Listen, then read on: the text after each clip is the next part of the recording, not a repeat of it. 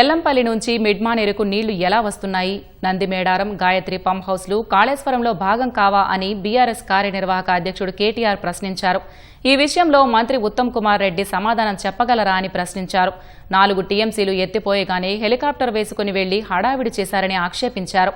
జూలైలో వర్షాలు పడే వరకు నీటిని ఎత్తిపోయకుండా రైతులకు నష్టం చేసిన క్రిమినల్ ప్రభుత్వం అని కేటీఆర్ మండిపడ్డారు.